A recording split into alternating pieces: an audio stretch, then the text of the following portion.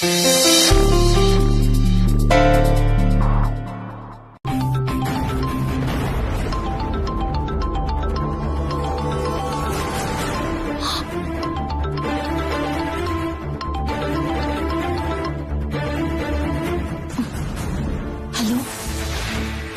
കാര്യങ്ങൾ കൊടുമ്പിരി കൊള്ളുക. കല്യാണ ഡ്രസ് എടുക്കാൻ പോയി അപ്പച്ചി മാളോട്ട്.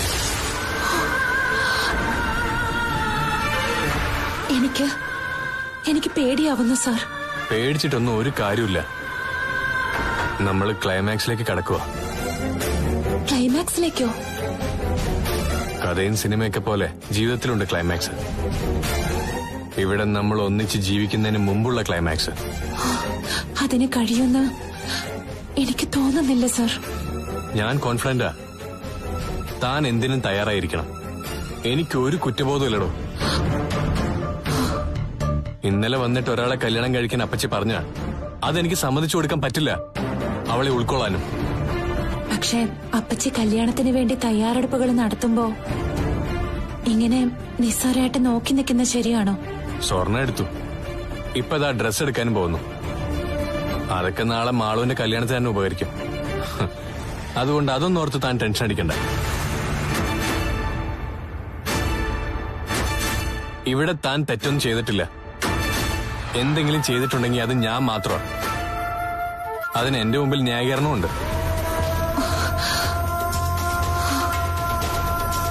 അടിച്ചേൽപ്പിക്കേണ്ട ഒന്നല്ല വിവാഹം. അത് മനസ്സുകൾ തമ്മിലുള്ള കൂടിച്ചേരല. എന്നാ പിന്നെ വെച്ചോ. ഇനിയും അതിന്റെ പേരിൽ വഴക്ക് വേണ്ട. ശരി, എല്ലാം ശരിയാവുന്നുള്ള പ്രാർത്ഥനയോടെ കാത്തിരിക്കാം. ചേർത്തെടുത്ത് ദേവി നമ്മുടെ കൂടെയുണ്ട്. ഈ നാടകത്തിന്റെ അവസാന ഭാഗത്തേക്ക് കടക്കാൻ പോവാ. ഒരു കണക്കിന് അരുൺ കാർത്തൂന് രജിസ്റ്റർ മാരേജ് ചെയ്തത് നന്നായി ദീപ. അതുകൊണ്ട് കാര്യങ്ങൾ കുറച്ചുകൂടി എളുപ്പമാവുന്ന എനിക്ക് തോന്നുന്നത്. അരുൺ സാറിന്റെ അപ്പച്ചെ ഞങ്ങളൊക്കെ കൂടുതൽ സാറിനറിയാലോ. അവരവസാന നിമിഷം എന്തൊക്കെ ചെയ്തു കൂട്ടുന്നു പറയാൻ പറ്റത്തില്ല. എന്ത് ചെയ്താലും ശരി, നിയമപരമായി ഒരുമിച്ചവരാ അരുണും കാർത്തൂവും. അതത്ര ചെറിയ കാര്യമല്ല. അതുകൊണ്ട് തന്നെ അപ്പച്ചിയുടെ മോൾക്ക് അവരാഗ്രഹിച്ചതുപോലെ തന്നെ പെട്ടെന്നൊരു വിവാഹം നടത്താനൊന്നും പറ്റില്ല. അതല്ലല്ലോ ഇപ്പൊ ഇവിടുത്തെ വിഷയം. ആ വിവാഹം മുടക്കിയാലും കാർത്തു അരുൺ സാറിനൊപ്പം ജീവിക്കണ്ടേ? ഇനി അതിലേക്കാ കാര്യങ്ങളുടെ പോക്ക്. നാളെ നമ്മൾ അരുണിന്റെ വീട്ടിലേക്ക് പോകുന്നു, ചില തീരുമാനങ്ങൾ എടുക്കാൻ. അവിടെ ചെന്നാൽ സാറിനെ കാണാൻ പറ്റൂ? പട്ടി അഴിച്ചുവിട്ട പിന്നെ അതിനെ മെരുക്കാം. അതിനേക്കാളും അപകടം പിടിച്ച അപ്പച്ചയാ അവിടെ ഉള്ളത്. അവനെ ഞാൻ രാത്രിയിൽ വിളിച്ചോളാം. എന്തായാലും അവരൊരാഴ്ചക്കുള്ളിൽ ഒന്നിച്ചിരിക്കും. സാറേ, എനിക്ക് അതിനത്ര ആത്മവിശ്വാസമൊന്നും പോരാ. അപ്പച്ചി ഒന്ന് കണ്ണുരുട്ടിയ അരുൺ സാറിന്റെ നടുവളയും. അവനറിയാം ഇനി നിവർന്നു നിന്നേ പറ്റൂന്ന്. അപ്പച്ചിയുടെ ആഗ്രഹവും കാർത്തു എന്ന ഭാര്യയും ഇനി രണ്ടും കൂടി നടക്കില്ല. ഒന്നിൽ തന്നെ ശ്രദ്ധിക്കണം. അല്ലേടാ, അതല്ലേടാ നടക്കാൻ പോകുന്നേ. അപ്പൊ സാറ് സ്നേഹിക്കുന്ന കാർത്തു പിന്നെ എന്ത് ചെയ്യണം? അവളോട് പോയി ചാവാൻ പറ.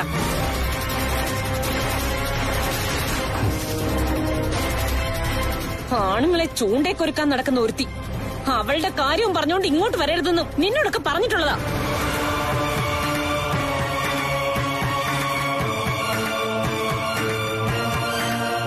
എന്നിട്ട് അത് കേൾക്കാതെ വന്നിരിക്കുക.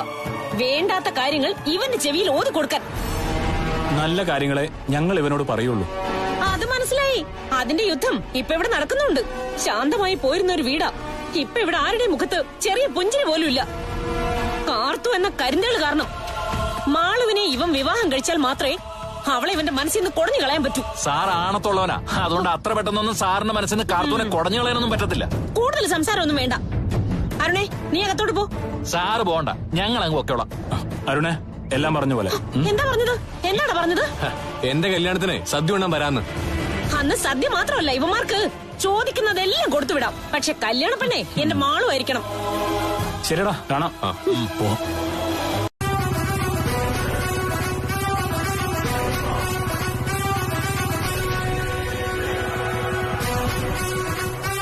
ആ ദേ, ദീപിനെത്തിയല്ലോ.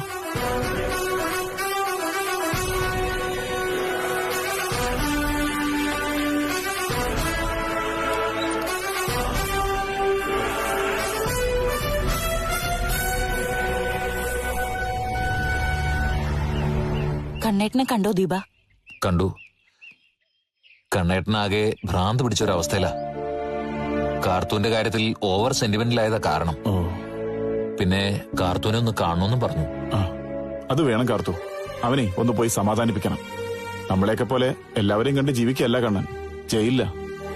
അതുകൊണ്ട് കണ്ണൻ എന്തു പറഞ്ഞാലും മോളതനുസരിക്കണം.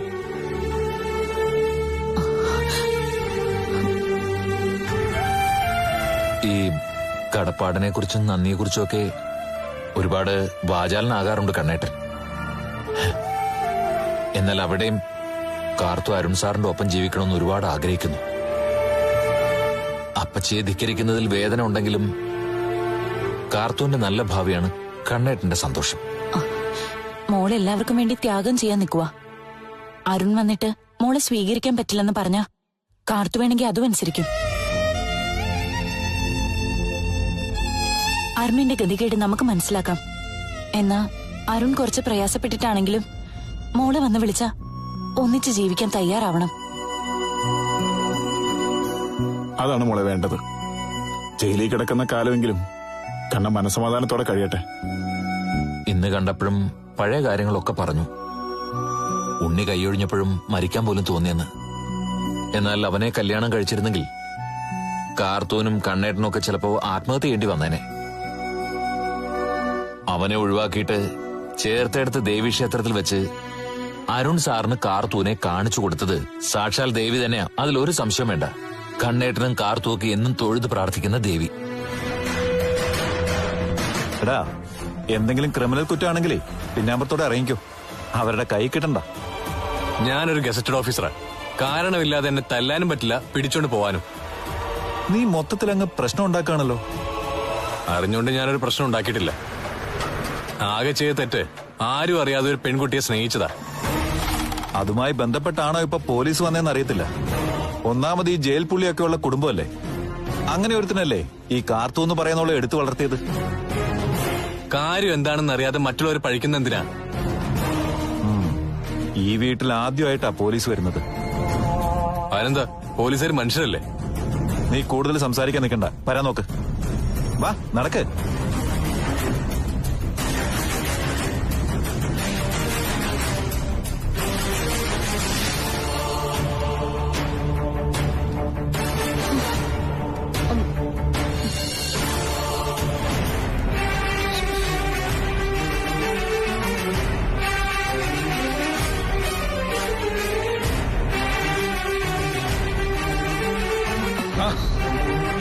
വാ സാറേ, വാ. കൃഷി ഓഫീസർ ആയതുകൊണ്ട് ഒരു പരസ്പര ബഹുമാനമൊക്കെ വേണമല്ലോ. ആരാണ് ഈ കാർത്തു?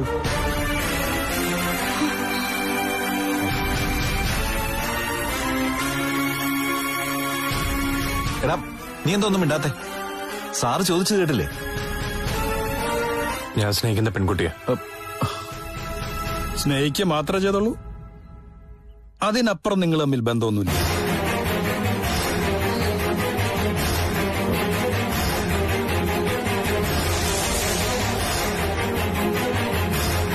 എന്റെ ചോദ്യം സാർ കേട്ടില്ല എന്നുണ്ടോ?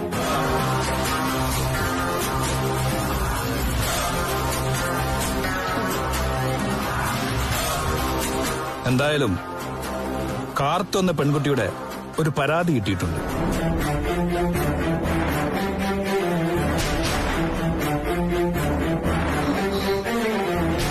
ആ പരാതിയിൽ നിങ്ങൾ അവളുടെ ഭർത്താവാണെന്നാ പറയുന്നത്.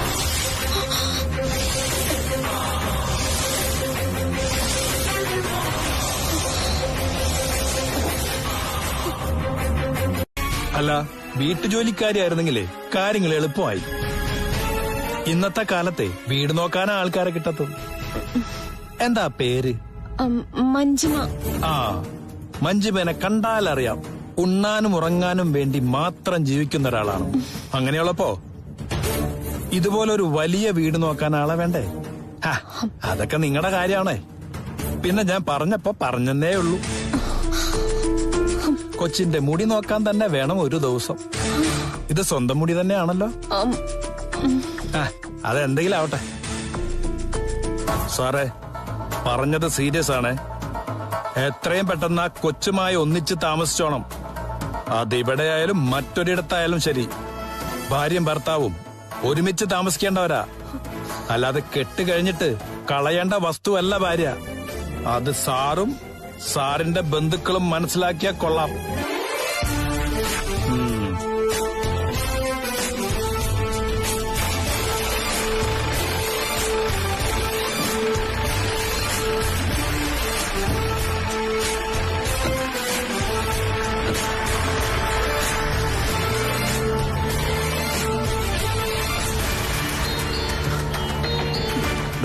എന്താടാ ഇതൊക്കെ?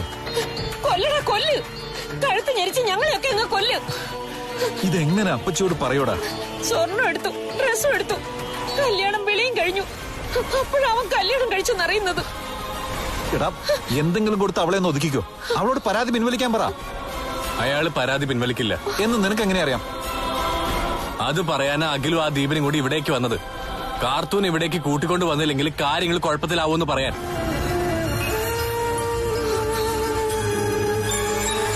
ആ സമയത്ത് ഞാൻ എന്റെ ധർമ്മസങ്കടം പറഞ്ഞു.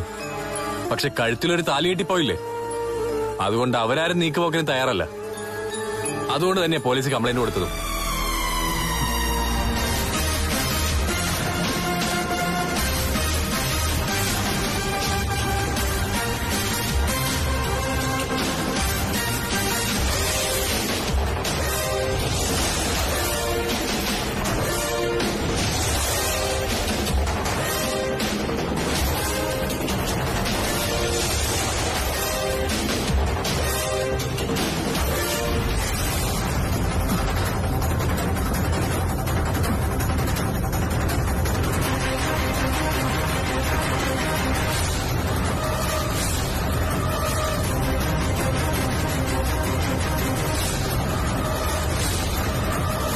പറ്റിപ്പോയി അപ്പച്ചി.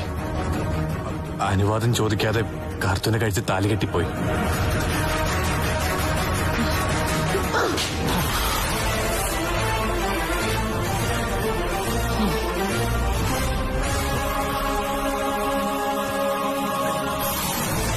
അപ്പച്ചിക്ക് ഒന്നും ചെയ്യാൻ കഴിയാത്ത വിധം നീ തകർത്തു എന്നെ.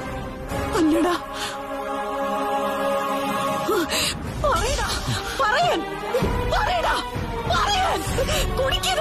കുടിക്കല്ലേ എന്നെ. നിങ്ങൾക്കും അറിയായിരുന്നുവല്ലോ. എന്നിട്ടൊന്നും പറയാതെ മകനെ കൂട്ടി നിൽക്കായിരുന്നു ഇത്രയും ദിവസം. എന്റെ നഗലിട്ട് മരിച്ച ശേഷം അടുക്കളയിൽ കിടന്ന് വച്ച വിളമ്പിന്നല്ലാതെ ഇവന്മാരുടെ കാര്യങ്ങൾ അറിഞ്ഞിട്ടുണ്ടോ നിങ്ങള്? ഇവന്മാർക്ക് വേണ്ടി നിങ്ങൾ ചെയ്തിട്ടുണ്ടോ? ഇതുപോലൊരു വീട് വെച്ചു, ഇത് പൊങ്ങിയത് നിങ്ങൾ ആരെങ്കിലും അറിഞ്ഞിട്ടുണ്ടോ? നഗലിട്ട് മരിച്ചപ്പോ കിട്ടിയ തുകയിലല്ല ഈ വീട് വെച്ചത്. അതിന്റെ 4 ഇരട്ടി പണം ഞാനാ ചെലവാക്കിയത്. അപ്പച്ചി, ഞാൻ വേണമെങ്കിൽ ഇറങ്ങിത്തരാം. ഞങ്ങൾക്ക് താമസിക്കാൻ ചെറിയൊരു വാടക വീട് മതി. ഇനിയിപ്പോ വാടക വീട് വേണമെന്നില്ലടാ. ഹോട്ടൽ മുറിയാണെങ്കിലും നീ അവളെ ഒത്തു ജീവിക്കും. കാരണം സ്വന്തം കാലിൽ നിൽക്കാറായി ചിറക് മുളച്ചു. എന്ന ഭാഗമായി ചിറക് താഴ്ന്നുകൊണ്ടിരിക്കുന്നത് അപ്പച്ചിടിയ. ജഡായുവിനെ പോലെ പറക്കാൻ കഴിയാത്തൊരു കാലം വരും. ഇരുന്ന് നിരങ്ങുന്നൊരു കാലം. ആ സമയത്ത് നിനക്കൊക്കെ വേണമെങ്കിൽ ചവിട്ടി തൂക്കാം. അപ്പച്ചി, ഞാനങ്ങനെ ചെയ്യോ? മിണ്ടരുത്. നീയൊക്കെ അതും അതിനപ്പുറം ചെയ്യൂടാ. മാമ്പൂനെയും മക്കളെയും കണ്ട് കൊതിക്കരുതെന്ന് പറയാറുണ്ട്. അത് കൊഴിഞ്ഞു പോകുന്നത് എപ്പോഴാന്ന് പറയാൻ പറ്റില്ല. ആയില്ല. അതുകൊണ്ട് എല്ലാം അഴിച്ചു വയ്ക്ക. അമ്മേന്താ അങ്ങനെ പറഞ്ഞ്? ഈ കല്യാണം നടക്കില്ല. അതുകൊണ്ട് തന്നെ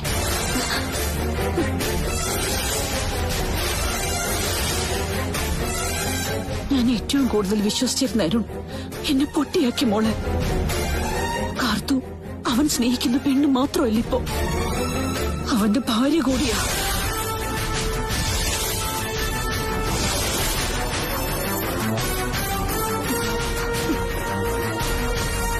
അവരുടെ രജിസ്റ്റർ മാരേജ് കഴിഞ്ഞു മോളെ.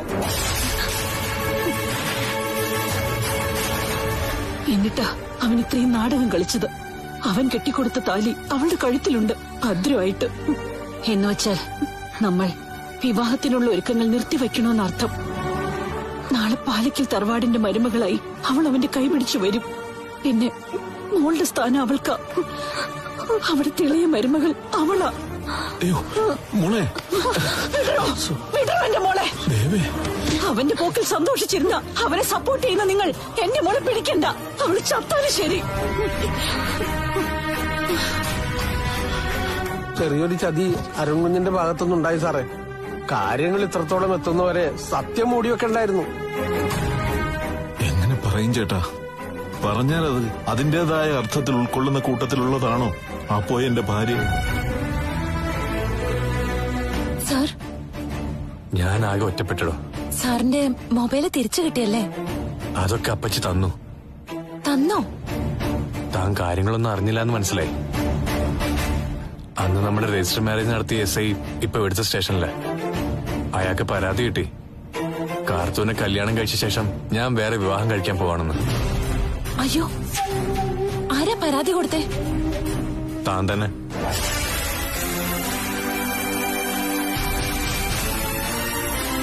ഞാനോ? ഞാനും വക്കീലും ദീപനും പപ്പേട്ടനും എല്ലാം അറിഞ്ഞോണ്ടുള്ളൊരു കളിയാ. അതിനു വേണ്ടിയിട്ടാ പപ്പേട്ടൻ തന്റെ കയ്യിൽ നിന്ന് വെള്ളക്കടലാസിൽ ഒപ്പിട്ട് മേടിച്ചത്.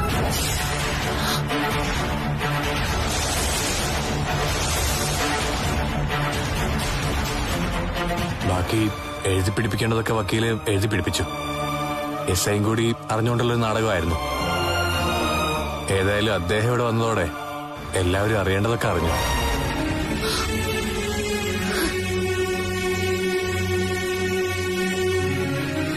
അപ്പച്ചി, അതേപ്പറ്റി ഇനി പറയേണ്ട കാര്യമില്ലല്ലോ. അപ്പച്ചി പിന്നെ നല്ല പ്രകടനം നടത്തിയത്. ഏതായാലും പിണങ്ങിപ്പോയി. അതുകൊണ്ടാ ഞാൻ ഒറ്റപ്പെട്ടു പോയെന്ന് പറഞ്ഞേ. അതിന്റെ ദേഷ്യം അമ്മയ്ക്ക് പോലും ഉണ്ട്. സാരമില്ലടോ. ഇനിയിപ്പോ എനിക്ക് തന്നെ വിളിക്കാം, കാണാം. അങ്ങനെ ഒരു നേട്ടം ഉണ്ടാവുമ്പോ അതനുസരിച്ച് മറ്റു നഷ്ടങ്ങളും ഉണ്ടാവും. പിന്നെ പറഞ്ഞിട്ട് കാര്യമില്ല.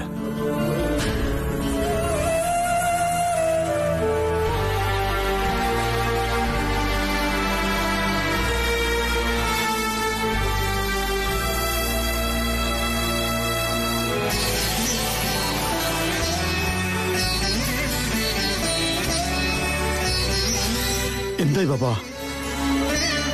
കാര്യങ്ങൾ അവസാന ഘട്ടത്തിലാ. ഇനി രണ്ടിലൊന്നും ഉടനെ തീരുമാനിക്കേണ്ടി വരും. എന്താ അറിയേണ്ടത്? അപ്പച്ചി അറിഞ്ഞു.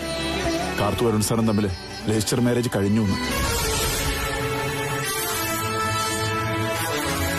നീ പേടിക്കേണ്ട കാര്യമില്ല കണ്ണ. ഇനിയിപ്പോ മുറപ്പെണ്ണിനെ കല്യാണ പെണ്ണായി ഒരുക്കി നിർത്തില്ല അപ്പച്ചി. പ്രശ്നങ്ങളൊക്കെ അറിഞ്ഞപ്പോ അവരെങ്ങനെ പ്രതികരിച്ചേ? ചോദിക്കേണ്ട കാര്യമുണ്ടോ? അവർക്ക് സഹിക്കാൻ പറ്റുമോ? ഇനി അരുണിന്റെ കൂടെ കാർത്തു ജീവിക്കാൻ അവര് സമ്മതിക്കില്ലേ? സമ്മതിക്കാതെ പിന്നെ എന്ത് ചെയ്യും? പക്ഷെ ഈ സംഭവം കാരണം കുടുംബങ്ങൾ രണ്ടാവുന്ന എന്റെ പേടി. ഇത്രയും കാലം അരുണും അയാളുടെ ചേട്ടനും എല്ലാമായിരുന്നു അപ്പച്ചി. ആ വീടുമായിട്ടുള്ള എല്ലാ ബന്ധവും അവസാനിപ്പിക്കണമെന്ന് പറയാൻ പറ്റില്ല. ഇതൊക്കെ നമ്മൾ മുന്നിൽ കണ്ടത് തന്നെ. ഇങ്ങനൊരു ദിവസം വന്നേ പറ്റൂ. നമ്മളെ ജീവനെ പോലെ കരുതുന്നവരുടെ പ്രാക്ക് കിട്ടിയാൽ അതിൽ നിന്ന് മുക്തി നേടാൻ പ്രയാസം പപ്പാ. ആ ഒരു കടം ജീവിതകാലം മുഴുവൻ ബാക്കി നിൽക്കും. എന്നോട് സംസാരിച്ചിരിക്കട്ടെ. കാർത്തു വരികയാണെങ്കിൽ ഇതുപോലൊന്നും പറഞ്ഞേക്കരുത്. അവള് നിന്നെ വിവാഹം കഴിച്ചിട്ട് അങ്ങോട്ട് വരാൻ ആഗ്രഹിക്കുന്നത് നിന്റെ ഭാര്യയാകാനല്ല, മറിച്ച് ഭരണം തുടങ്ങാനാണ്. ചുരുക്കി പറഞ്ഞാൽ ചേച്ചി അനിയത്തിയും കൂടെ മോന്റെ അമ്മയെ അടുക്കളക്കാരിയാക്കും, ജോലിക്കാരിയാക്കും. അമ്മമാരെ അങ്ങനെ അടുക്കളയിൽ ഒതുക്കാനല്ല നമ്മൾ ആണുങ്ങൾ വിവാഹം കഴിക്കുന്നത്. കയറി വരുന്ന പെൺകുട്ടികൾ അവർക്കൊരു സഹായമാകുമല്ലോ എന്ന് കരുതിയിട്ടാ. ഇവിടെ സഹായം പോയിട്ട് സഹിക്കാൻ പോലും പറ്റില്ല. അതുകൊണ്ട് നിന്റെ തീരുമാനം ശരിയാണ്. ചേച്ചി അനിയത്തി ഒരു വീട്ടിൽ വേണ്ട. അവിടേക്ക് നീ സ്നേഹിച്ച പെൺകുട്ടി വരട്ടെ. അവളാണ് ശരി. അവള് തന്നെയാണ് നിനക്ക് ചേരുന്നത്. ഞാൻ പോയിട്ട് വരാം. ആ പിന്നെ നിന്റെ കല്യാണത്തിന് ചിലപ്പോ ഞാൻ കാണില്ല. ഇവിടുന്ന് അനുവാദം കിട്ടിയാലേ വരാൻ പറ്റൂ. എങ്കിലും എന്റെ പ്രാർത്ഥന അനുഗ്രഹവും നിങ്ങൾക്കുണ്ടാവും. ചെല്ല്.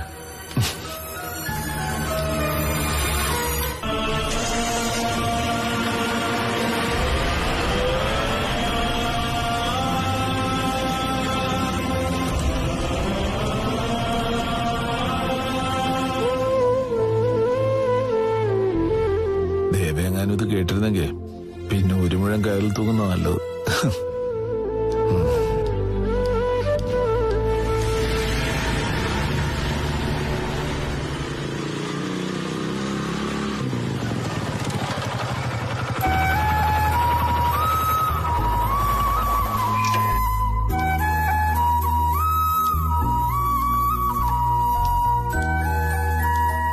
വിവരങ്ങളൊക്കെ അറിഞ്ഞല്ലോ.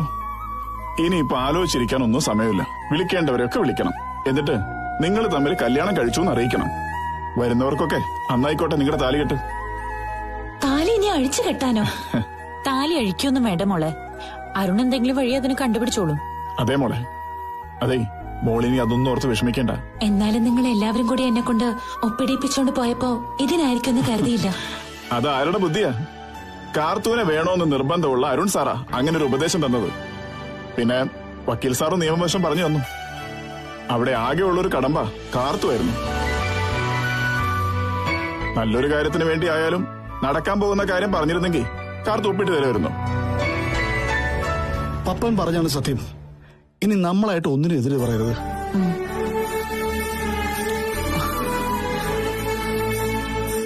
അരുൺ കാർത്തൂന് വേണ്ടിയാ അയാൾക്കെതിരെ തന്നെ കേസ് പിടിപ്പിച്ചത്. പോലീസ് ഇടപെട്ടതും അപ്പച്ചയെ കാര്യങ്ങൾ പറഞ്ഞ് ബോധ്യപ്പെടുത്താൻ മറ്റു മാർഗങ്ങളില്ലാത്തോണ്ടാ. അപ്പച്ചി സാറിനെ തല്ലിക്കളഞ്ഞു കഴിഞ്ഞു. അത് ഉറപ്പല്ലേ മോളെ? ഈ സാഹചര്യമൊക്കെ എന്താണെങ്കിലും ഉണ്ടാവുമെന്ന് നമുക്ക് എല്ലാവർക്കും അറിയാം. പക്ഷെ വേറെ മാർഗമില്ലല്ലോ. ആ വീട്ടിലോട്ട് ഞാൻ എങ്ങനെ കയറി ചെല്ലും കണ്ണേട്ടാ? അതാ കണ്ണേട്ട ഇപ്പോഴത്തെ പേടി. മോളെ അരുണ അന്തസ്സായിട്ട് ഇപ്പൊ കൂട്ടിക്കൊണ്ടുപോകുന്നേ. പിന്നെ അവിടെ ജോലിക്ക് നിന്നപ്പോഴെല്ലാം നിങ്ങൾ തമ്മിൽ അടുത്തതെന്ന് അവർക്ക് എല്ലാവർക്കും ബോധ്യപ്പെട്ടു കഴിഞ്ഞു.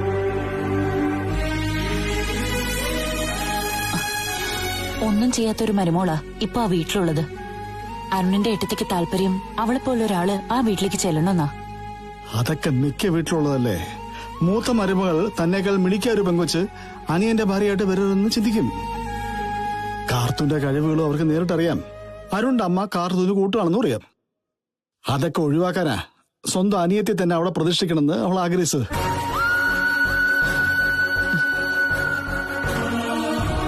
ഒരു വീട്ടിൽ നിന്ന് രണ്ട് ബന്ധങ്ങൾ എടുക്കുന്നത് തന്നെ നല്ലതല്ല. പിന്നെ ഞാൻ കാർത്തൂന്റെ കാര്യത്തിൽ സ്വാതന്ത്ര്യം കാണിച്ചതുപോലെ എല്ലാ അച്ഛനമ്മമാരും സ്വന്തം മക്കളുടെ കാര്യത്തിൽ അങ്ങനെ തന്നെയാണല്ലോ.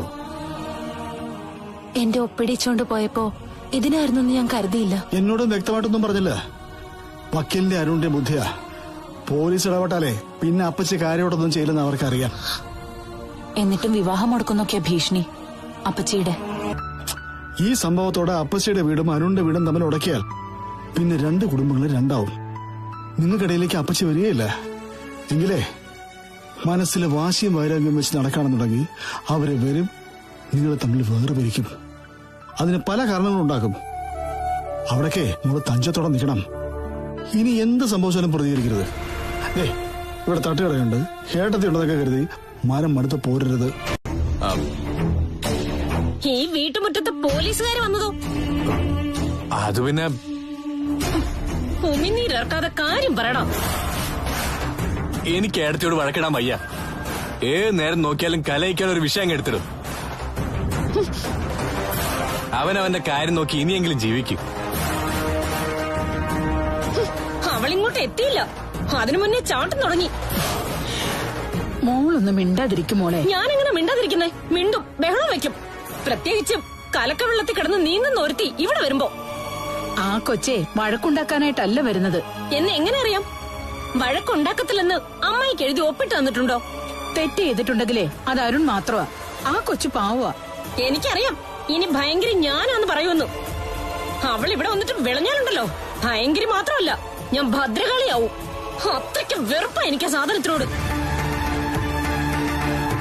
ജോലിക്കാരും മരുമകളാവുന്നതിന്റെ കുത്തല് ഒരുപാടുണ്ട് അമ്മായി. അത് പറഞ്ഞ അമ്മായിക്ക് മനസ്സിലാവത്തില്ല.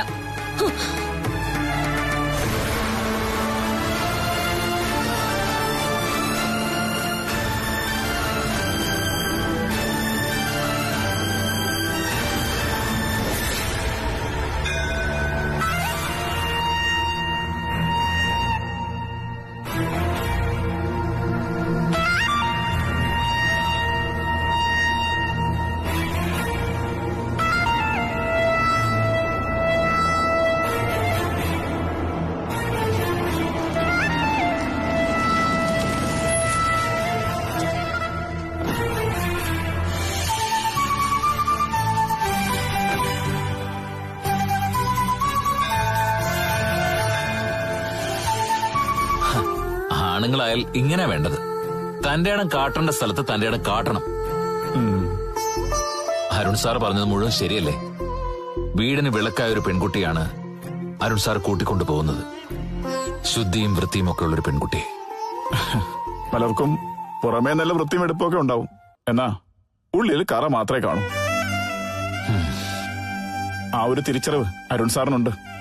അതുകൊണ്ടാ അപ്പച്ചി അകന്നു പോയാലും കാർത്തു അരികിൽ വേണമെന്ന് വാശി പിടിച്ചത്.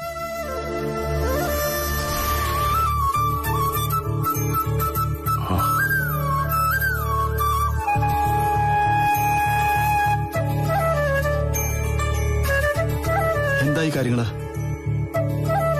അപ്പച്ചി കൂടാതെ ചടങ്ങ് നടത്തേണ്ടി വരും. അരുണിന്റെ ജീവിതത്തിൽ അപ്പച്ചിക്കുള്ള പ്രാധാന്യം എന്താണെന്നുള്ളത് എനിക്കറിയാം. അമ്മയ്ക്ക് മുകളിലായിരുന്നു സ്ഥാനം. അങ്ങനെയുള്ള അപ്പച്ചിക്ക് ദക്ഷിണ കൊടുക്കാണ്ടിരിക്കുന്നത്, അനുഗ്രഹം വാങ്ങിക്കാണ്ടിരിക്കുന്നത് അത്ര നല്ല കാര്യമായിട്ട് എനിക്ക് തോന്നില്ല. അപ്പച്ചിയോട് മാപ്പ് പറയാൻ ചെന്ന് എന്നെ ആട്ടിപ്പായിച്ചു. അങ്ങനെയുള്ള അപ്പച്ചിക്ക് ദക്ഷിണ കൊടുക്കാൻ പറ്റുമോ? എന്നെ അനുഗ്രഹിക്കോ? ഞാനിപ്പോ എന്താ പറയേണ്ടത്? വീട്ടിലുള്ള മുതിർന്നവരുടെ അംഗീകാരത്തോടെ വിവാഹത്തിലേക്ക് കടക്കുന്നതാണ് ഉത്തമം. ആർക്കെങ്കിലും മനപ്രയാസോ മറ്റോ ഉണ്ടായ അതിന്റെ വില നമ്മൾ കൊടുക്കേണ്ടി വരുമെന്നേ. എങ്കിലും കാർത്തുവിനോട് അരുണിനെ അനുസരിക്കാനാണ് ഞാൻ പറഞ്ഞത്. അറിയാലോ കാർത്തുവിന്റെ കാര്യം. അരുൺ ഭാര്യയുടെ സ്ഥാനം കൊടുത്ത് എന്റെ കുഞ്ഞിനെ സ്നേഹിക്കുമെങ്കിലും മറ്റുള്ളവരുടെ കാര്യം അങ്ങനല്ല. വേണ്ട, അവക്കൊന്നും വേണ്ട. ഒരു ജോലിക്കാരുടെ പരിഗണന അരുണിന്റെ വീട്ടിലുള്ളവർ കൊടുത്താൽ മതി. എങ്ങനായാലും കുഴപ്പമില്ല. എന്റെ കുട്ടി എവിടെങ്കിലും ഒതുങ്ങി കൂടിക്കോളും. എന്നാ അതിനേക്കാൾ മോശമായ രീതിയിൽ ആരെങ്കിലും പെരുമാറിയ അത് കുറച്ച് കഷ്ടമാ. തുടക്കത്തിൽ കുറച്ച് വിഷമങ്ങളൊക്കെ ഉണ്ടാവും, പ്രത്യേകിച്ച് അപ്പച്ചി വീട്ടിലേക്ക് വരുമ്പോ. എങ്കിലും കുറച്ചുപേരെ കൂട്ടി കാർത്തൂന് ഇവിടേക്ക് വിളിച്ചോണ്ട് വരണമെന്ന് അയാൾ ആഗ്രഹിക്കുന്നുണ്ട്. അതിലുപരി അയാളുടെ ഏട്ടനും. ഏട്ടനെന്ന് പറയുമ്പോ ജയിലിൽ കിടക്കുന്ന ആളല്ലേടാ? അയാൾക്ക് കല്യാണത്തിന് പങ്കെടുക്കാൻ പറ്റൂ? കണ്ട ജയിൽ പുള്ളികളും ക്രിമിനൽസും ഒക്കെ ഇനി ഇവിടെ കിടന്ന് നിരങ്ങാൻ പോവാ. അങ്ങനെ നിരങ്ങുന്ന കൂട്ടത്തിലല്ല കാർത്തൂന്റെ ബന്ധുക്കള്. ബന്ധുക്കളോ? അവക്ക് ബന്ധുക്കളായിട്ട് ആരാടാ ഉള്ളത്? സ്വന്തം എന്ന് പറയാൻ ആരെങ്കിലും ഉണ്ടോ? ഇനി ഒരു ഭർത്താവ് ഉണ്ടാവും, അല്ലാതെ സ്വന്തം ബന്ധമൊന്നുമില്ല. എന്റെ അമ്മ സങ്കടവും ദേഷ്യവും ഉള്ളിൽ ഒതുക്കി പോയി കഴിഞ്ഞപ്പോ അവൻ എടുപിടിന്ന് കല്യാണം നടത്തുവാ. അതിനൊക്കെ അമ്മയുടെ കൂട്ടും. എനിക്ക് പിന്നെ എന്ത് ചെയ്യാൻ പറ്റും? കാർത്തുവിനെ കല്യാണം കഴിച്ചില്ലെങ്കിൽ ഇവന്റെ പേര് കേസാ. അരുണിന്റെ രജിസ്റ്റർ മാരേജ് കഴിഞ്ഞു. നിയമപരമായി അവരിപ്പോ ഭാര്യ ഭർത്താക്കന്മാരാ. പിന്നെ ഇനി വഴക്കൊന്നും വേണ്ടെന്നാ ഞാൻ പറയുന്നത്. നിങ്ങളോട് ഇതേപ്പറ്റി സംസാരിക്കരുതെന്ന് ഞാൻ പറഞ്ഞതല്ലേ? ഞാൻ എന്നും തോറ്റു കാണണമെന്ന് മാത്രം നിങ്ങൾ ചിന്തിക്കുന്നത്. അതുകൊണ്ട് ഇതേ നിങ്ങളുടെ നാവിൽ നിന്ന് വരൂ. ഇനി ഈ പ്രായത്തിൽ മകളുടെ വിവാഹം കഴിയുമ്പോ മാതാപിതാക്കൾ തമ്മി തല്ലി പിരിഞ്ഞു എന്ന് ആരെ കൊണ്ടും പറയിക്കണ്ട. അമ്മ, മഞ്ജു ചേച്ചി വിളിച്ചിരുന്നു. അരുണേട്ടന്റെ കല്യാണ ലെറ്ററൊക്കെ അടിച്ചു. കല്യാണ ലെറ്റർ അടുപ്പിച്ചു. ഇനി വിളിയും തുടങ്ങും. എടുപിടിന്ന് കല്യാണത്തിന് വേണ്ട ഒരുക്കങ്ങളും തുടങ്ങും. ആയിക്കോട്ടെ, അതുകൊണ്ടൊന്നും അവരൊരുമിച്ച് താമസിക്കാൻ പോകുന്നില്ല. ലതികേട്ടത് ഇടയ്ക്ക് എന്നെ വിളിച്ചിരുന്നു. എങ്ങനെയെങ്കിലും നിങ്ങളെ രണ്ടാളെ അനുനയിപ്പിക്കാനാ പറഞ്ഞത്. ആഹാ, അങ്ങനെ പറഞ്ഞോ? എന്നൊന്ന് അനുനയിപ്പിച്ചേ കാണട്ടെ. നിങ്ങൾ അനുനയിപ്പിക്കുന്നതേ ഞാൻ ഇതുവരെ കണ്ടിട്ടില്ല. അതുകൊണ്ടാ. അയ്യോ, ഇതാരൊക്കെയാ വന്നിരിക്കുന്നത്? കല്യാണം വിളിക്കാൻ വന്നതാ. മോളെ കത്തെടുത്ത് കൊടുക്ക. അമ്മേ, എല്ലാരും എന്തി? എല്ലാരും ഇവിടെ ഉണ്ട്. രണ്ടുപേരും കേറിയിരിക്കെ, ഞാൻ ചായ ഇട്ടുകൊണ്ട് വരാം. ചായക്കട നടത്തുന്നവർക്ക് ചായയുടെ ആവശ്യമൊന്നും കാണത്തില്ല. എന്നാലും ഒരുപാട് നാള് കൂടി മോൾ ഇങ്ങോട്ട് വന്നതല്ലേ, അതുകൊണ്ട് ചായ കൊടുക്കുന്നതിൽ എന്താ തെറ്റ്? ഞങ്ങൾക്ക് ചായ ഒന്നും വേണ്ട. മോള് വളർന്ന തറവാടായത്. അതുകൊണ്ട് ഇവിടെ വന്ന് കല്യാണം വിളിക്കണമെന്ന് തോന്നി വിളിച്ചു.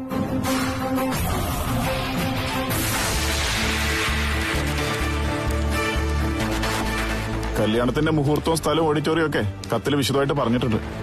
അവര് കല്യാണത്തിന് സമ്മതിച്ചോ? ആ, സമ്മതിക്കാതിരിക്കാൻ പലരും പലതും ചെയ്തു. പക്ഷേ എല്ലാം പാളിപ്പോയി. ആ കൊലപാതക കുറ്റം ദീപന്റെ തലയിലാക്കി. കല്യാണ ദിവസം തന്നെ കാര്യം നടത്തുന്നതാ നല്ലത്. കൈവിട്ട കളിയാണ്. ദീപന്റെയും പപ്പന്റെയും കയ്യിൽ നിന്ന് തല്ലൊരുപാട് വാങ്ങിക്കൂട്ടിയതാ. അയ്യോ, തനിക്ക് എന്നെ ഒന്ന് സഹായിക്കാൻ പറ്റുമോ?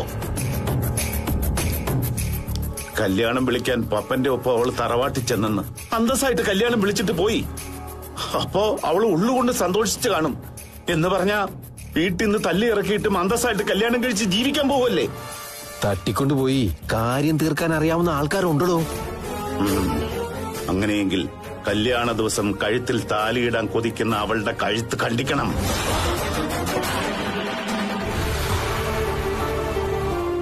നിന്നെ വിട്ടുകളഞ്ഞിട്ടൊരു ജീവിതം എനിക്കില്ല. സുഖവും സന്തോഷവും ഇല്ല. പുറമെ ചില നേരത്ത് ദേഷ്യം കാണിക്കുമെങ്കിലും നിനക്ക് എന്നോട് ഉള്ളിൽ തട്ടിയ സ്നേഹമുണ്ട്. അത് പിന്നെ പറയണോ? ഉണ്ണിയേട്ടൻ പലപ്പോഴും സ്വത്തിന്റെയും പണത്തിന്റെയും പിന്നാലെയാണെന്ന് എനിക്ക് തോന്നിയിട്ടുണ്ട്. എന്നെ ശ്രദ്ധിക്കുന്നില്ലാന്ന്. എന്തിന്റെ പിന്നാലെ പോയാലും ശരി, എന്റെ ഉള്ളിൽ നീ മാത്രമേ ഉള്ളൂ മോളെ. നിന്നെ മാറ്റി നിർത്തിയിട്ട് എനിക്കൊരു ജീവിതവും ഇല്ല. നമ്മുടെ കുഞ്ഞിന് സുഖാണല്ലോ അല്ലേ?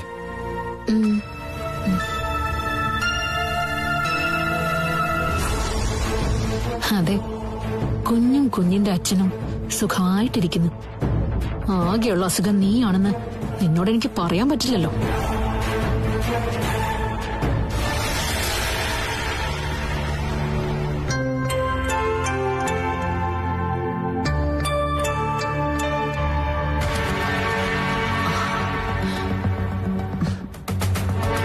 കുറെ നേരമായിട്ട് കാത്തിരിക്കുന്നു.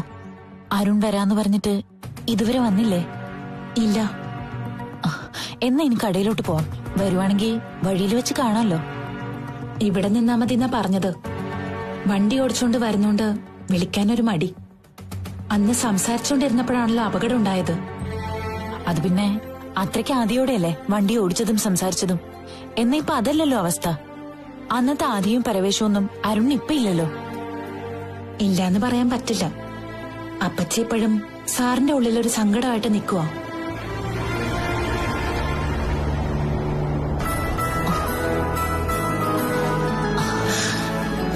സാറ്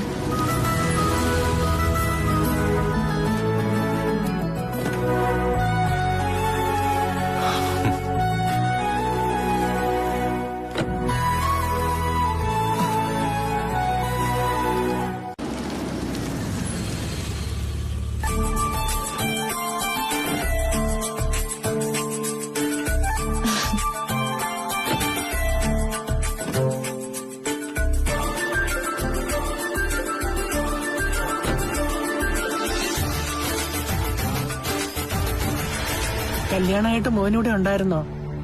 ഒന്നിച്ച് കുടുംബക്ഷേത്രം വരെ പോണമെന്നുണ്ടായിരുന്നു. അതിനാ വന്നേ. നന്നായി. ദേവി കനിഞ്ഞ പെൺകുട്ടിയാ കാർത്തു.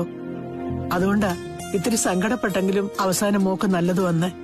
അമ്മ ഉറപ്പായിട്ടും കല്യാണത്തിന് വരണം. വരണോന്നുണ്ട് മക്കളെ, പക്ഷെ വിടുവോന്നറിയില്ല. അവിടെയുള്ളവരൊക്കെ പറയുന്നത് കേൾക്കാതെ വന്ന പിന്നെ തിരികെ കയറ്റുമെന്ന് പറയാൻ പറ്റില്ല. ഞാൻ അമ്മയോട് പറഞ്ഞതല്ലേ ഞങ്ങൾക്കൊപ്പം വന്ന് നിൽക്കാൻ. ഇനിയിപ്പോ ഞാൻ പോയി കഴിഞ്ഞ പവിത്രേടത്തി നന്ദനമുള്ള അവിടെ ഒറ്റയ്ക്കാം. പിന്നെ അമ്മയ്ക്ക് അവിടെ വന്ന് നിന്നൂടെ? ഇനി ഞാൻ അവരെയൊക്കെ ശല്യം ചെയ്യുന്നത് ശരിയാണോ മോനെ? ശല്യം ചെയ്യുന്ന ശരിയല്ലേ, പക്ഷെ ആർക്കും ഒരു ഉപദ്രവമില്ലാതെ കൂടെ നിന്ന അമ്മയ്ക്കും അവർക്കും നല്ലതാ. അതിനുള്ള യോഗ്യതയൊന്നും എനിക്കില്ല. അത്രത്തോളം ഞാൻ നിങ്ങളെയൊക്കെ വേദനിപ്പിച്ചു കഴിഞ്ഞു. ആ സമയമൊക്കെ കഴിഞ്ഞു പോയില്ലേ അമ്മേ? ഇനിയിപ്പോ അതിനെ പറ്റിയൊക്കെ എന്തിനാ ചിന്തിക്കുന്നേ? അമ്മ അവരെ വേദനിപ്പിച്ചെങ്കിൽ അതിന്റെ ഇരട്ടി വേദന അമ്മ അനുഭവിച്ചു കഴിഞ്ഞല്ലോ. അനുഭവിക്കുന്നുമില്ലേ? പിന്നെ ഇനി കാര്യങ്ങളൊക്കെ മനസ്സിലാക്കിയ സ്ഥിതിക്ക് നേരെ ചൊവ്വേ പോയാ മതി. ഏതായാലും ഞങ്ങൾ അമ്മയൊന്ന് കാണാതിരിക്കായിരുന്നു. കാർത്തു, അതിങ്ങെടുക്ക്.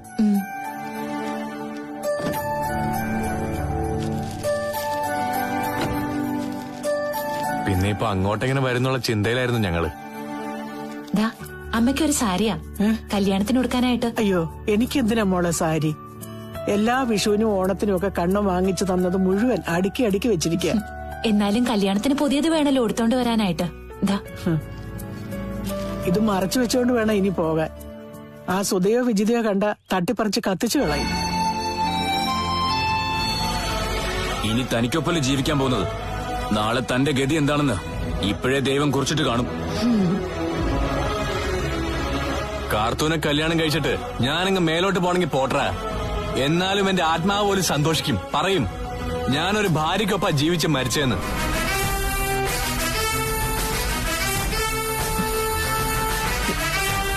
എന്നാ നാളെ നിനക്ക് അങ്ങനെ ഒരു ഗതി വന്നാ അങ്ങനെ പറയാൻ പറ്റൂടാ? ഇവളാണോടാ ഭാര്യ? വേറെ ചില പേരുകൾ ചേർത്ത് വിളിക്കാം. ആ പേര് ഞങ്ങളുടെ ഒന്നും നാവിന് വഴങ്ങില്ല. ഉണ്ണിയേട്ടാ ഇങ്ങോട്ട് വരാല്ലേ പറഞ്ഞേ, ഇങ്ങോട്ട് വരാൻ. എന്തിനാ സാർ അങ്ങനെയൊക്കെ പറഞ്ഞത്? പറയല്ല, അവന്റെ മുഖം ദേ ആ ഭിത്തി ചേർത്ത് ഉറക്കിയ വേണ്ടേ. രാത്രി ഭർത്താവിന്റെ ഉറക്കത്തിന്റെ ആഴം അളന്നിട്ട് എഴുന്നേറ്റ് പോകുന്നവർക്കൊപ്പാ ദൈവത്തെ വിളിക്കാൻ വന്നിരിക്കുന്നത്. മാനവിച്ച് ജീവിക്കുന്ന നന്ദിയില്ലാത്തവള്. താമ്പാ.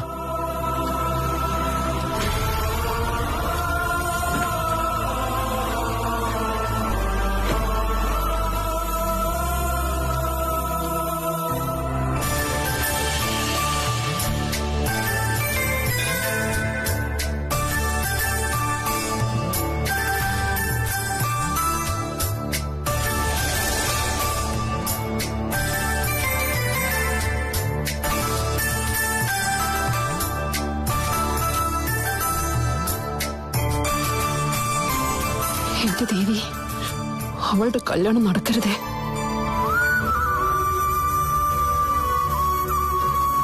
എന്തെങ്കിലുമൊക്കെ തടസ്സങ്ങൾ അതിനുണ്ടാവണേ. അവളും അവനും മുടിഞ്ഞു പോണേ.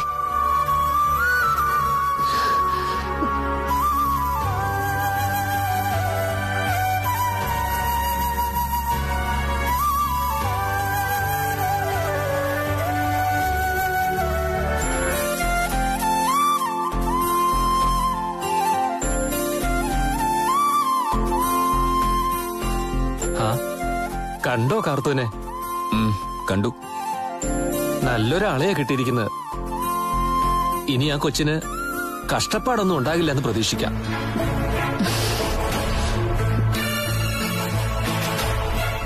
ഡോക്ടറുടെ ചേട്ടന് വലിയ സന്തോഷമായി കാണുമല്ലേ? അയാൾക്ക് സന്തോഷം കാണും, ഞങ്ങളത്ര ഹാപ്പിയൊന്നുമല്ല.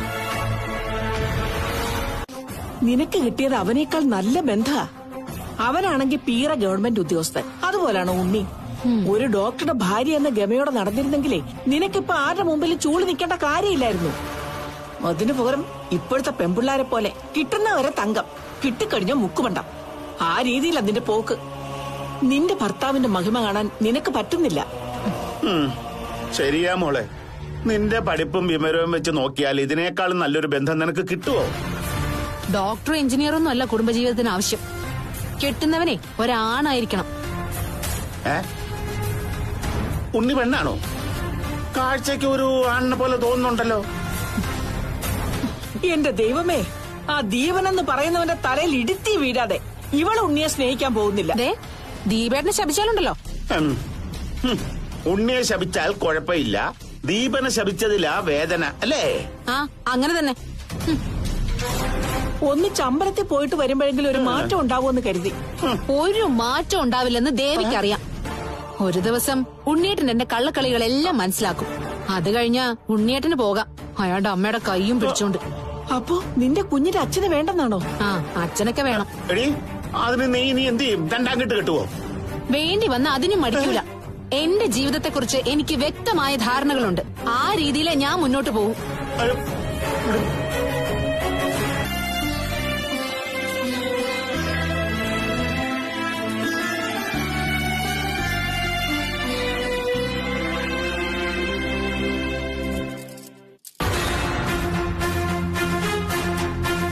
എനിക്ക് പൊന്നിന്റെ ആവശ്യമൊന്നുമില്ല.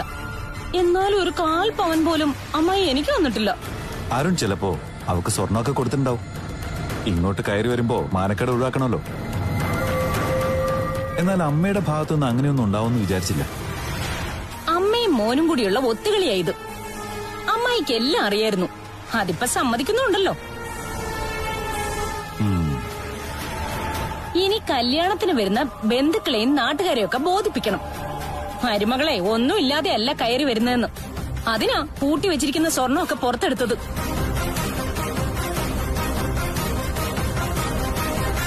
ആൾക്കാരെ കാണിക്കാനേ ഇഷ്ടം പോലെ കയ്യിലും കഴുത്തിലും ഒക്കെ ഉണ്ടാവും. പക്ഷെ അത് സ്വർണ്ണമാണോ എന്ന് ഉറച്ചു നോക്കണം. അവളെ ഒരു മുക്കുകൊണ്ടോ അതുകൊണ്ട് സ്വർണം ഇട്ടോണ്ട് വരുമെന്ന് പ്രതീക്ഷിക്കണ്ട. അമ്മ സ്വർണ്ണം എടുത്തത് അവക്ക് കൊടുക്കാനാണെന്ന് ഉറപ്പുണ്ടോ? ചിലപ്പോ കല്യാണമായിട്ട് അമ്മയ്ക്കിടാനാണെങ്കിലും. ഇവിടെ എത്രയോ കല്യാണം വന്നിരിക്കുന്നു. അന്ന് ആഭരണത്തോട് ഒരു താല്പര്യവും കാണിച്ചിട്ടില്ല അമ്മായി. എന്റെ കല്യാണത്തിന് പോലും അധികം സ്വർണം ഉപയോഗിച്ചിട്ടില്ല.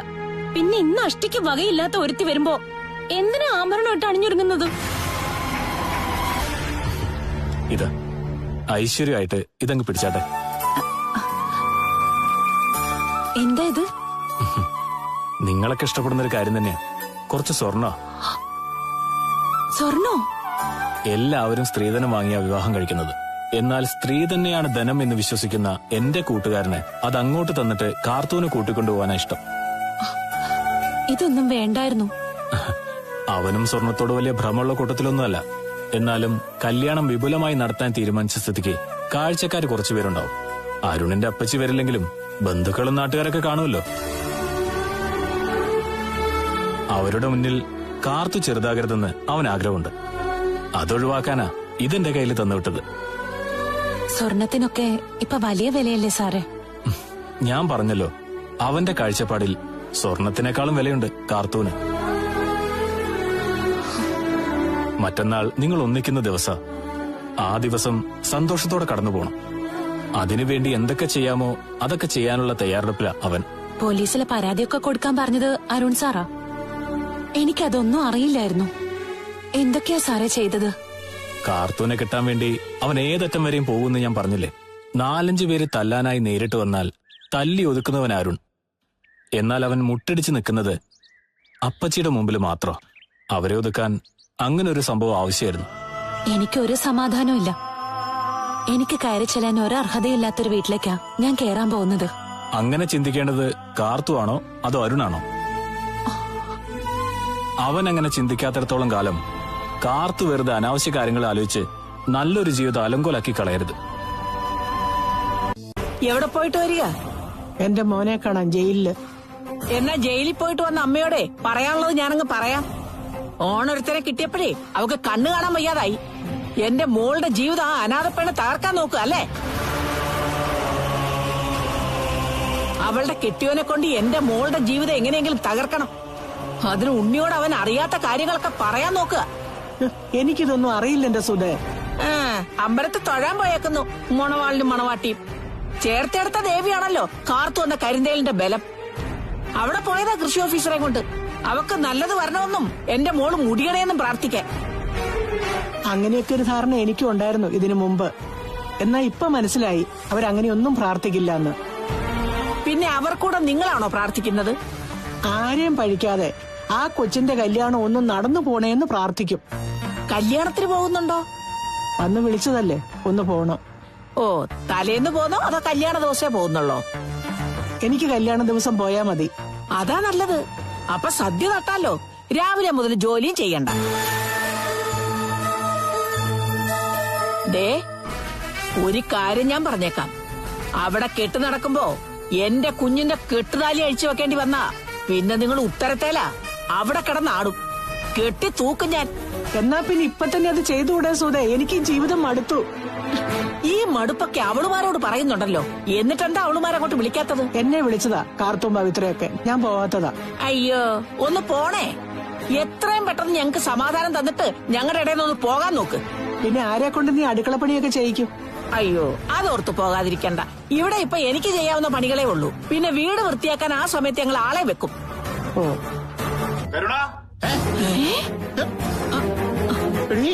എന്നെ ഇത്ര ആധികാരികമായിട്ട് ആരാടി വിളിക്കുന്നേ? ആരാണ് എന്നെ അങ്ങനെ വിളിക്കാൻ? ആർക്കാടാ ധൈ?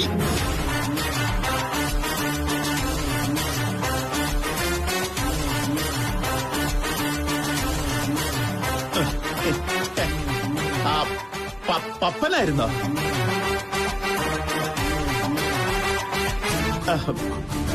എന്തുണ്ട് പാപ്പ? എനിക്കൊന്നുമില്ല. ഞാനേ മരുമോനെ വഴി വെച്ച് കണ്ടിരുന്നു.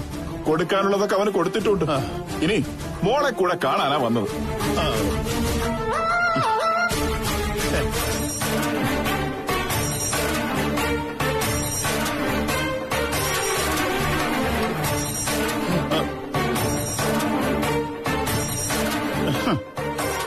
അരുണിനൊപ്പം കാർത്തൂനെ കണ്ടപ്പോ നിനക്ക് സഹിക്കുന്നില്ല അല്ലടി? ഞാൻ പ്രത്യേകിച്ചൊന്നും പറഞ്ഞില്ല.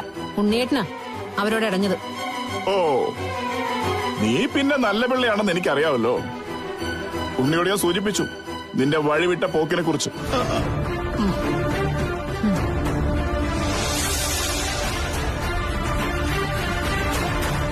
ആർക്കൊപ്പമാണെന്നൊന്നും പറഞ്ഞിട്ടില്ല. അവൻ ഉറങ്ങിക്കിടക്കുമ്പോ നീ ദീപനെ വീട്ടിനകത്തേക്ക് വിളിച്ചു കയറ്റാറുണ്ടെന്നൊക്കെ എനിക്കറിയാം.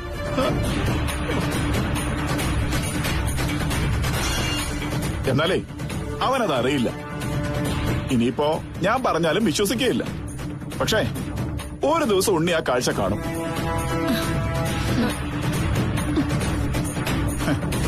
കണ്ടാലും വലിയ കുഴപ്പമില്ല എന്നുള്ള രീതിയിലാണ് നിന്റെ പോക്കെന്ന് എനിക്കറിയാം. കാരണം നിനക്കേ ഉണ്ണിക്കൊപ്പം ജീവിക്കാൻ താല്പര്യമില്ല. ദീപനെയാ വേണ്ടത്. പപ്പ, നീ വെറുതെ അനാവശ്യം പറയരുത്. അവിടെ ഒരമ്മ ഇവിടെ ദീപനൊപ്പം പോകുമ്പോ ഇവിടെ ഒന്ന് വിലക്കാൻ നിങ്ങൾക്കോ നിങ്ങളുടെ ഈ ഭർത്താവിനെ പറ്റുന്നുണ്ടോ?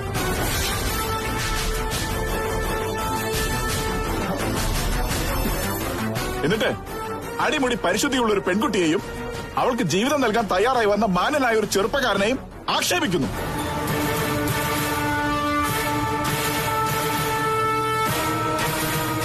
കര കയറാൻ പറ്റാത്ത വിധം ചെളിയിൽ മുങ്ങി നിൽക്കുക മോള്. ഇപ്പോ വയറ്റിനകത്തൊരു കുഞ്ഞുണ്ട്. ആ കുഞ്ഞിന്റെ അച്ഛൻ ഉണ്ണിയാണോ ദീപനാണോ എന്ന് മോൾക്കേ അറിയൂ. അത് ഉണ്ണിയുടെ കൊച്ചിന്റെ പാപ്പ. ആ കുഞ്ഞ് ജനിക്കുമ്പോ നീ ഇവിടെ വരണം. അപ്പൊ നിനക്ക് മനസ്സിലാകും അത് ഉണ്ണിയുടെ കുഞ്ഞു മാത്രമാണെന്ന്. അങ്ങനെ കുഞ്ഞിന്റെ നെറ്റിയിൽ എഴുതി ഒട്ടിക്കേണ്ടി വരും ഇത് ഉണ്ണിയുടെ കുഞ്ഞാണ് എന്ന്. പാപ്പ, നീ എന്തും പറഞ്ഞു, പക്ഷെ കല്ല് വെച്ച നുണകൾ പറയരുത്. ഞാനതേ പറ്റി തർക്കിക്കുന്നില്ല. കുഞ്ഞുണ്ണിയുടെ അല്ലെങ്കിൽ അത് അവന് കിട്ടേണ്ട തിരിച്ചടി തന്നെ.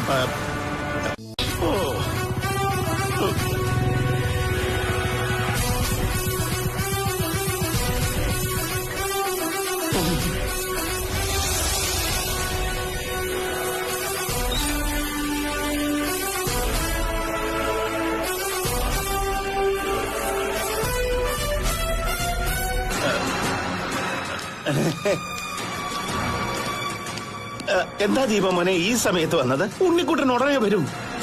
എനിക്ക് അവളെ ഒന്ന് കാണണമെന്ന് തോന്നി. കണ്ടിട്ട് ഞാൻ ഉടനെ പൊയ്ക്കോളാം. 5 മണി കഴിഞ്ഞു. ഇപ്പൊ അവൻ എത്തും. അതിനുമുമ്പ് അവളെയും വിളിക്കേ. കണ്ടിട്ട് ഞാനങ്ങ് പൊയ്ക്കോളാം. ഉടനെ പോണേ മോനെ. ഉണ്ണിക്ക് ഇതുവരെ സംശയമൊന്നുമില്ല. എന്റെ കുഞ്ഞിന്റെ ജീവിതം തൊലക്കരുത്. നാട്ടിലുള്ള എല്ലാ പെൺകുട്ടികളുടെയും ജീവിതം തനിക്കൊക്കെ തൊലയ്ക്കാം. തന്റെ മോളുടെ ജീവിതം മാത്രം തൊലയരുത്.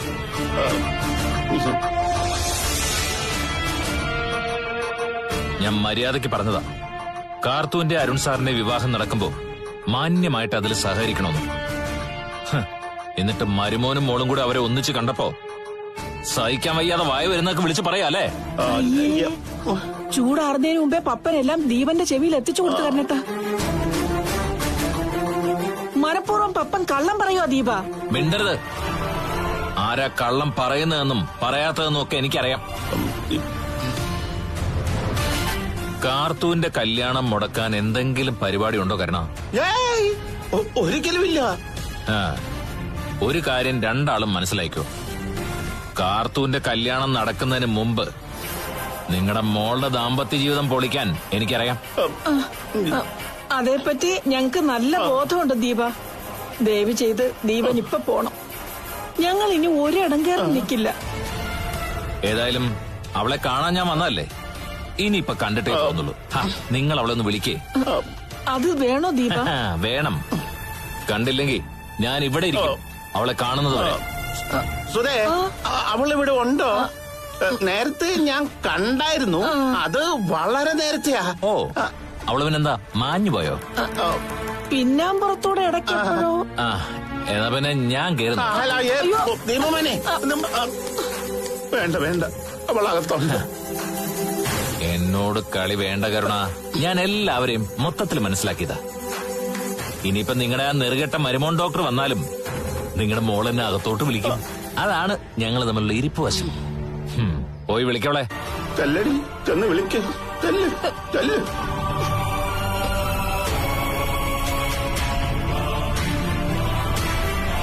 അല്ല മോനെ, കല്യാണത്തിന്റെ ഒരുക്കങ്ങളൊക്കെ കഴിഞ്ഞോ? എല്ലാം കഴിഞ്ഞെങ്കിൽ തകർക്കാനായിരിക്കും. അങ്ങനെ എന്തെങ്കിലും തീരുമാനമുണ്ടോ? അയ്യോ, അവക്ക് നല്ലത് വരുത്തട്ടെ. ജോലിയൊക്കെ തീരാറായോ? ഏതാണ്ടൊക്കെ ഒതുങ്ങി. അങ്ങനെ ഒതുങ്ങിയാ പറ്റത്തില്ല. ഫ്രിഡ്ജിൽ നിന്ന് കുറച്ച് ചിക്കൻ എടുത്ത് കറി വെക്കണം. മീനുണ്ടല്ലോ, ഇനി വൈകുന്നേരം ചിക്കനും കൂടെ വേണോ? പറയുന്ന അങ്ങ് ചെയ്താ മതി. ആദ്യം എല്ലാം അരിഞ്ഞു വെക്ക്. വൈകുന്നേരം ഇവിടെ വിരുന്നുകാരെങ്കിലും ഉണ്ടോ? കർണേട്ടന്റെ കൂട്ടുകാരാരൊക്കെയോ വരുന്നെന്ന് പറയുന്ന കേട്ടു. ജോലിയെല്ലാം കഴിഞ്ഞിട്ട് അടുക്കളയിൽ നിന്ന് ഇറങ്ങിയാ മതി. വൈകുന്നേരം എനിക്ക് മിറ്റം തൂക്കാനുണ്ട്. തൂക്കണ്ടെന്ന് പറഞ്ഞ ആദ്യം പറഞ്ഞ ജോലി ചെയ്യും, അത് കഴിഞ്ഞ് തൂക്കാം. അല്ലെങ്കിൽ നിങ്ങളെ ഞാൻ തൂക്കും. എവിടെയെങ്കിലും പോയി ജോലിക്ക് നിന്നിരുന്നെങ്കിൽ മാസം എനിക്ക് 5 ശമ്പളം കിട്ടിയേനെ. അതുപോലത്തെ ജോലിയല്ലേ ഇവിടെ. ഇടയ്ക്കിടയ്ക്ക് ഇത് പറയുന്നുണ്ടല്ലോ, പിന്നെ പോയി നിന്നൂടായോ? ഇവിടെ നിൽക്കുവാണെങ്കിലേ ഞങ്ങള് പറയുന്നൊക്കെ കേക്കണം കേട്ടോ. ഉണ്ണി വന്നായിരുന്നോ? ഇല്ല. പിന്നെ ആരോ വന്ന പോലെ തോന്നിയല്ലോ. മരിച്ചുപോയ നിങ്ങളുടെ അച്ഛനായിരിക്കും. അങ്ങേര് ഇതുവഴിയൊക്കെ നടക്കുന്നുണ്ടെന്ന് ആരാണ്ടൊക്കെ പറയുന്ന കേട്ടായിരുന്നു. നിങ്ങളെപ്പോലൊരു സ്ത്രീയെ ജനിപ്പിച്ചത് കൊണ്ട് ഗതി കിട്ടിയിട്ടില്ലെന്ന്. എന്റെ അച്ഛനെന്ന് പറയുമ്പോഴേ അത് നിന്റെ കെട്ടിയവന്റെ കൂടെ അച്ഛനാ. എന്നെന്താ ഉറപ്പ്? നിങ്ങളുടെ രണ്ടുപേരുടെ അച്ഛൻ 2 അച്ഛന്മാരായിക്കൂടെ?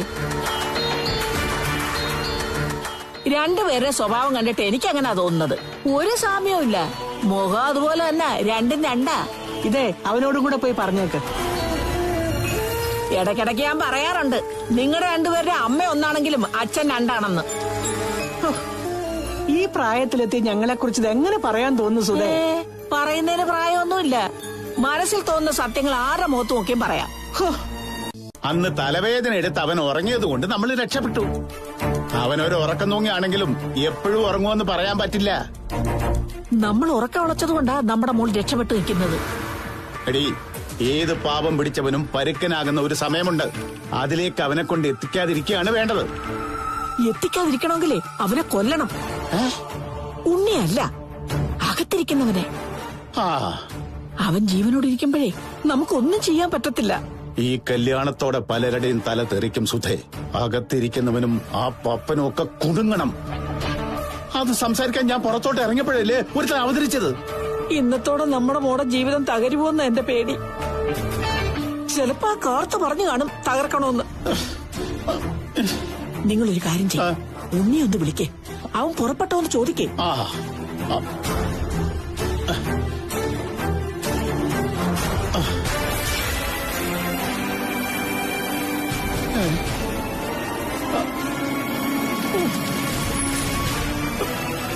വിളിക്കുന്നതിന് മുമ്പേ അവൻ വന്നടി. കുറച്ചുകൂടെ നേരത്തെ വിളിച്ച് അവനെ എന്തെങ്കിലും ജോലി ഏൽപ്പിച്ചുകൂടായിരുന്നോ?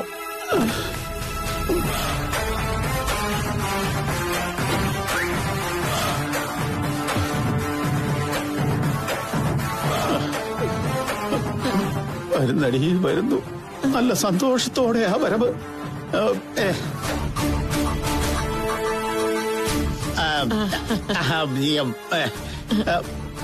എന്താ രണ്ടാളുടെ മുഖത്തൊരു പതർച്ച? ഒന്നുമില്ല.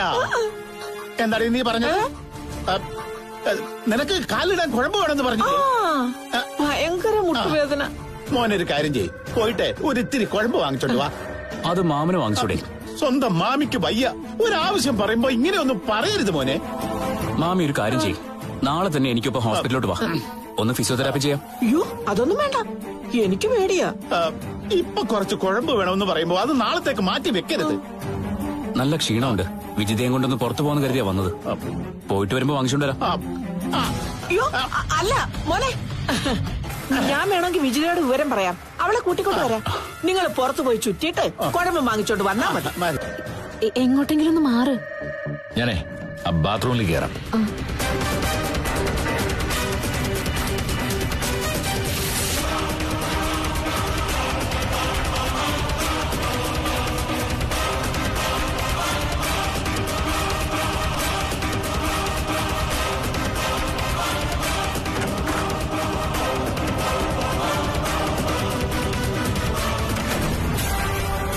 വിജിതേ, വിജിതേ, വിജിതേ.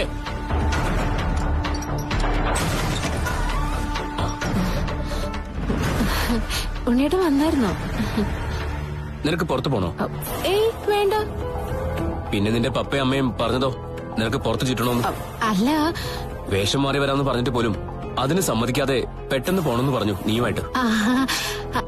അതീ വെറുതെ ഇരുന്ന് എനിക്കൊരു മുഷിച്ചില് തോന്നിയപ്പോഴേ പുറത്തു പോണെന്ന് പറഞ്ഞായിരുന്നു. അങ്ങനെയുള്ളപ്പോ ഒന്ന് വിളിച്ചാ പോരെ മോളെ, ഞാൻ ഓടി വരില്ലേ? അങ്ങനൊന്നും വരാറില്ല. ഉണ്ണിയേട്ടന് എപ്പോഴും ഹോസ്പിറ്റലും രോഗികളും പൈസയും മതി. ഇവിടെ ഇങ്ങനൊരു രോഗിയുണ്ടെന്നുള്ള ചിന്ത പോലും ഇല്ല.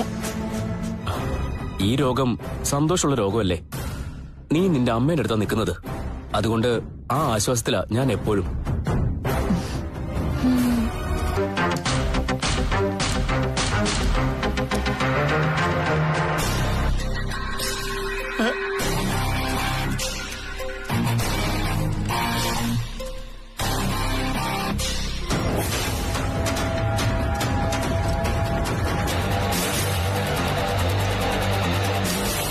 എന്തുവടി ഇത്?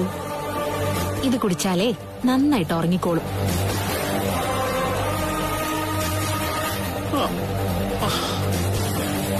ഇത് നീ പതിവായി ഉണ്ണിക്ക് കൊടുക്കാറുണ്ടോടി? അങ്ങനൊന്നും കൊടുക്കാറില്ല. പിന്നെ നിങ്ങൾക്കൊക്കെ നിർബന്ധമാണെങ്കിൽ ഞാൻ കൊടുക്കാം. നീ എങ്ങനെയാടി എന്റെ വയറ്റി വന്ന് പറഞ്ഞത്? നിന്റെ വയറ്റി പറഞ്ഞവർക്കേ ഇതിനൊക്കെ കഴിയൂ. ഇതുപോലെ പല പല സംഭവങ്ങളെ ഇവള് നിന്റെ മോളാന്ന് തെളിയിച്ചോണ്ടിരിക്കുക. മനുഷ്യനിവിടെ എന്ത് പറയണം ചെയ്യണോന്നറിയാതെ വിഷമിക്കുക. അപ്പോഴാ അയാളുടെ ഒരു തമാശ പറച്ചില്.